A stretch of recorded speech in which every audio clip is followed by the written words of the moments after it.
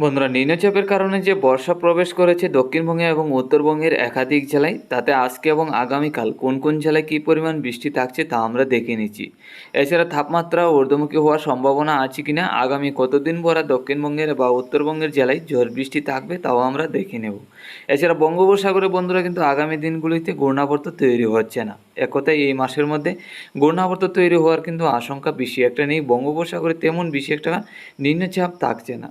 তো বন্ধুরা, আমরা চলে যাচ্ছি সরাসরি লাইভে, গিয়ে দেখে নিচ্ছি আজকে এবং আগামীকাল কোন কোন জেলায় কী পরিমাণ বৃষ্টি থাকবে। আমরা চলে এলাম সরাসরি লাইভে। আজ 17 জুন সোমবার 2024।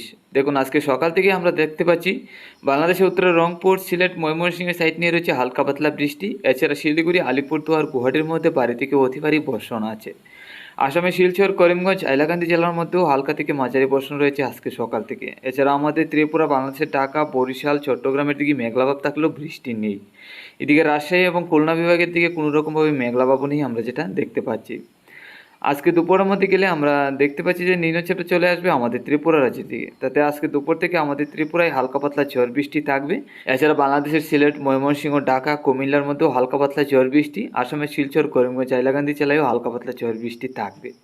শিলিগুড়ি, আলিপুরদুয়ার, গুয়াহাটি, বিশেষ করে আলিপুরদুয়ার এবং গুয়াহাটির মধ্যে ঝড় বৃষ্টি থাকবে, আমরা দেখতে পাচ্ছি দুপুরের মধ্যে। তারপর এই বৃষ্টিটা সন্ধ্যারাত্রি পর্যন্ত থাকার সম্ভাবনা আছে। বিকাল পর্যন্ত আমাদের ত্রিপুরা আছে, বাংলাদেশের ঢাকা এবং কুমিল্লায়, তারপর রাজশাহীর সাইড নিয়েও বিকাল থেকে সন্ধ্যারাত্রির মধ্যে ঝড় বৃষ্টি থাকবে।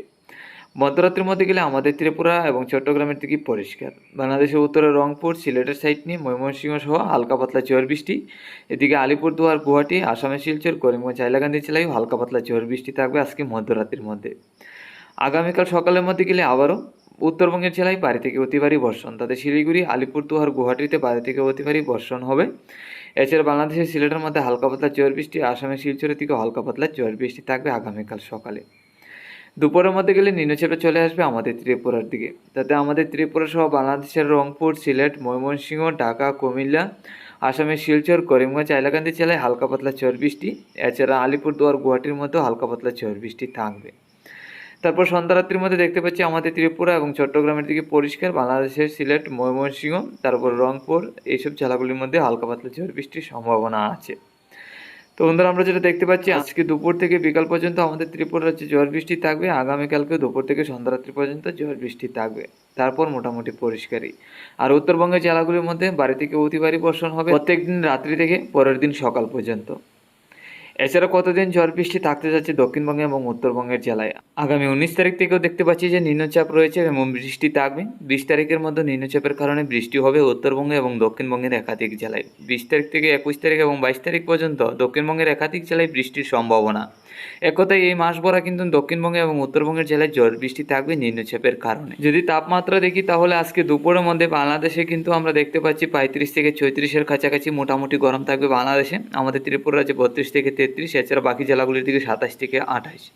আগামীকাল বাংলাদেশে থাকবে 34 থেকে 35, তবে রাজশাহী এবং খুলনা বিভাগের দিকে 38 থেকে 39-এর কাছাকাছি থাকবে। ওইদিকে মেঘলাভাবও থাকবে না, নিম্নচাপও থাকছে না, যার কারণে ওইদিকে তাপমাত্রাটা বেশিরভাগ ঊর্ধ্বমুখী হবে এবং গরম থাকবে। আমাদের ত্রিপুরা রাজ্যে মোটামুটি গরম থাকার সম্ভাবনা আছে, মেঘলাভাব থাকলেও দুপুর দিকে প্রত্যেক দিনই। তো বন্ধুরা, আগামী দিনগুলিতে কিন্তু একই রকম পরিস্থিতি বাংলাদেশে 34 থেকে 35-এর কাছাকাছি থাকবে, আমাদের ত্রিপুরা রাজ্যে 32 থেকে 28-এর কাছাকাছি।